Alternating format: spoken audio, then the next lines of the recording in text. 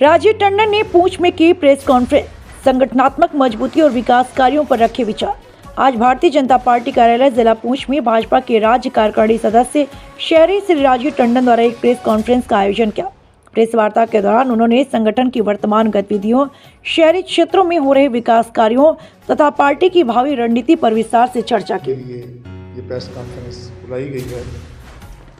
ये बजट जो मुझे लगता है तो 2047 में डेवलप नेशन बनने का जो हमारा एक सपना है, जो हमारा प्रोग्राम है, उसकी तरफ ये दर्शाता है ये बजट के हम उस तरफ चल पड़े हैं। जैसा कि आप जानते हैं, इसमें सबसे बड़ी जो पूंछ के लिए मैं समझता हूँ जो उपलब्धि है या जो हमें फ़ायदा मिलने जा रहा है, उसमें डिस्ट्रिक्ट हॉस्पिटल्स को 50% कैपेसिटी बढ़ाने का इसमें प्रावधान है। जो भी हमारा डिस्ट्रिक्ट हॉस्पिटल में इमरजेंसी है, ट्रॉमा सेंटर हमारे डिस्ट्रिक्ट हॉस्पिटल पूंछ में नहीं है, उसको भी बनाया जाए और उसके साथ साथ उसकी कैपेसिटी बढ़ाई जाए। अगर बनेगा तो कैपेसिटी भी बढ़ेगी। सबसे बड़ी जो पूंछ की धरती के लिए या पूंछ के लोगों के लिए जो उपलब्धि है या इस बजट में जो फ़ायदा होने जा रहा है, वो ये डिस्ट्रिक्ट हॉस्पिटल पूंछ की इम्प्रूवमेंट कह सकते हैं। उसके बाद जो हमारी इम्पोर्टेड मेडिसिन्स, जितनी भी हमारी इम्पोर्टेड मेडिसिन्स, चाहे वो कैंसर्स की या कोई और की, उन पे जो टैक्स ड्यूटी है, जितनी भी कस्टम ड्यूटी की, वो एग्जम्प्ट कर दी गई है। तो उससे जितनी, जैसा कि आप जानते हो कि कस्टम जो रेट रहता है उससे ऑलमोस्ट उतनी या उससे ज़्यादा भी, अगर कोई दवाई 100 रुपये की है तो उस पर हो सकता है कि कस्टम 100 या 100 से ज़्यादा भी रहता है। तो वो ख़त्म होने से दवाइयों की कीमत लगभग आधी या आधी से भी कम हो जाएगी। तो एक आम आदमी दवाइयों को खरीद सकेगा। सबसे बड़ा जो फ़ायदा आम आदमी के लिए है वो ये है। तीसरा जो हेल्थ केयर टूरिज़्म है, ऐसा नहीं है कि हमारे देश में आज भी लोग इलाज करवाने नहीं आते हैं। सबसे बेस्ट अगर हेल्थ केयर है वो माना जाता है अमेरिका में है। उसके बाद भारत एक ऐसा देश है जिसको डॉक्टर्स, मेडिकल फैसिलिटीज़ भारत में ऑलरेडी मौजूद थी और इसको तरक्की की जाएगी और इसको इनिशिएट किया जाएगा कि ज़्यादा से ज़्यादा जो अभी तक फैसिलिटीज़ हमारे भारत में नहीं थी। जैसा मैंने आपको कहा कि अब अमेरिका नंबर 1 पे, एक नंबर जो मेडिकल लाइन में है, तो हम कोशिश करेंगे कि हम अमेरिका जैसा इलाज भारतवर्ष में कर सकें। उसके लिए इस बजट में प्रावधान दिया गया है। चौथी जो भारत की तरक्की के लिए, जैसा कि आप जानते हैं कि वाजपेयी जी के टाइम में 2 चीज़ें उन्होंने स्टार्ट की थी, रोड एंड मोबाइल कनेक्टिविटी और उसके साथ साथ rail connectivity. High speed rail जो 7 कॉरिडोर बनाए गए हैं जो लगभग पूरे भारत को कवर करेंगे इस बजट में, जिनके लिए प्रावधान रखा गया है, जिसके काम शुरू हो जाएगा। और आने वाले समय में आप देखेंगे कि हाई स्पीड, जैसे कि नॉर्थ से साउथ, साउथ से ईस्ट, ईस्ट से वेस्ट, तो 7 कॉरिडोर से ऑलमोस्ट जो हमारा पूरा भारतवर्ष है वो कवर होगा इस हाई स्पीड जो रेल के कॉरिडोर से। उसके साथ साथ जो 4000 बसेस हैं, जैसा कि आप जानते हो हमारे मेट्रो सिटीज़ हैं या कुछ और ऐसी सिटी हैं जहाँ पे पोल्यूशन एक बहुत बड़ा मुसीबत बना हुआ है। तो ये 4000 इलेक्ट्रिक बसेस चलने से पोल्यूशन को कंट्रोल करने में मदद मिलेगी। ये भी एक बहुत बड़ी उपलब्धि है इस बजट की।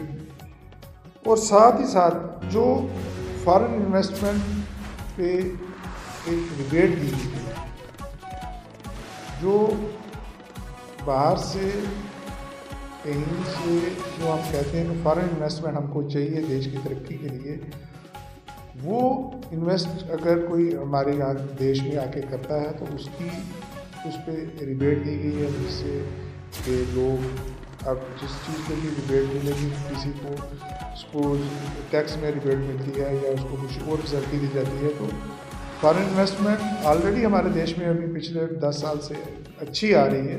लेकिन इसमें और बढ़ेगी और हमारा देश तरक्की की राह पे चलेगा। और जब फॉरेन इन्वेस्टमेंट बढ़ेगी तो उसमें इंडस्ट्री लगेगी, उसमें और बहुत से काम स्टार्ट होंगे, तो जब उसमें एम्प्लॉयमेंट भी होगी। और एक बात जो इस बजट में सबसे जिसको बढ़ाया गया है, आप देखेंगे आज से 20 साल पहले 30 साल पहले कोई सोचता भी नहीं था कि भारत में कभी कोई एयरक्राफ्ट बनेगा, कभी कोई हेलीकॉप्टर बनेगा।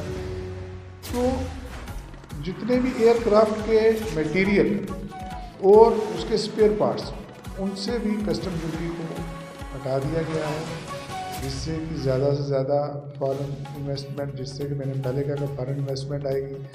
यहाँ पे हमारे ये जो एयरक्राफ्ट हैं वो मैन्युफैक्चरिंग उसकी होनी स्टार्ट हो सकती है।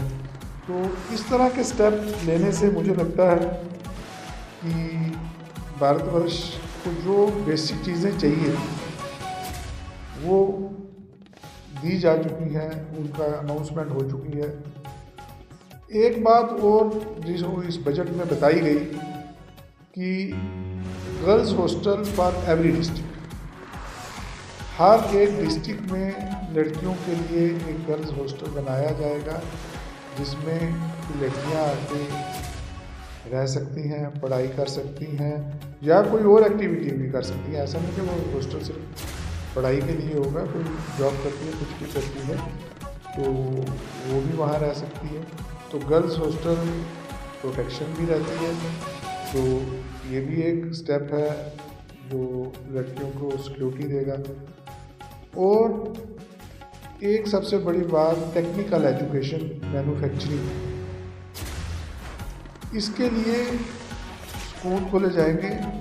जो हमारी रेगुलर एजुकेशन है उसके साथ साथ टेक्निकल एजुकेशन और मैन्युफैक्चरिंग एजुकेशन, जिससे हम नई फैक्ट्रियां लगा सकें, नए काम शुरू कर सकें, नए और हम क्या क्या कर सकते हैं ताकि हम जॉब सीकर नहीं, जॉब देने वाले बने, एक आदमी 10-20 लोगों को अपने साथ इंगेज कर सके। इस तरह के प्रोजेक्ट आने से मुझे लगता है कि ये बजट एक बहुत अच्छा बजट आया है। और भारत इस बजट के बाद जैसा कि एक तरक्की की राह पे चल रहा था उसको और स्पीड अप होगा।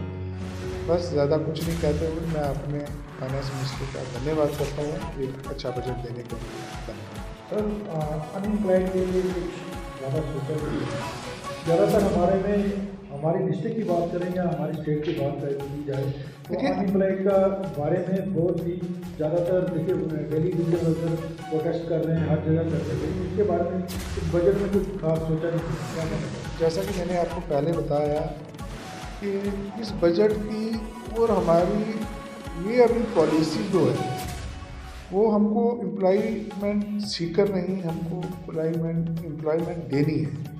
हमको एक आदमी, जैसा मैंने आपको बताया कि एक फैक्ट्री लगती है या एक आदमी एक दुकान भी खोलता है, कोई नया एंटरप्रेन्योर कोई छोटा मोटा प्रोजेक्ट करता है। मैं जैसा कि आपने देखा होगा कुछ में अभी 2-4 नए ऐसे प्रोजेक्ट लोगों ने एंटरप्रेन्योर्स आए हैं, एक बाइक का है, एक उसके बाद होम डिलीवरी का है। तो वो एक आदमी 10-10, 12-12 लोगों को अपने साथ एंगेज कर रहा है। तो पॉलिसी आज की डेट में ये नहीं है कि हमको एक आदमी को एम्प्लॉयमेंट देनी है, हमको ऐसा काम करना है जिससे 10-20 लोग एम्प्लॉय हो सकें, उनको काम मिल सके। तो मुझे लगता है कि ये बेस्ट बजट है। और जो आपने कहा कि बिल्कुल अनएम्प्लॉय, इसके लिए बजट में लोन्स का प्रावधान बहुत रखा गया कि अगर आप कोई भी नया काम स्टार्ट करते हैं उसके लिए आपको लोन दिया जाएगा और विदाउट गारंटी। पहले जैसा कि आपको लोन लेने के लिए आपको किसी की गारंटी चाहिए होती थी, उन सब चीज़ों को साइड पर कर दिया गया। बैंक्स को इंस्ट्रक्शन दे दी गई हैं कि कोई भी नया कोई प्रोजेक्ट स्टार्ट करता है तो विदाउट गारंटी आपको, हाँ, वो प्रोजेक्ट ऑन ग्राउंड होना चाहिए और पॉजिटिव प्रोजेक्ट होना चाहिए। उसके लिए बैंक आपको लोन प्रोवाइड करता है ताकि आप खुद तो एम्प्लॉय होंगे ही, आप अपनी इनकम तो जनरेट करेंगे, अपने साथ 5, 10, 20 लोगों को।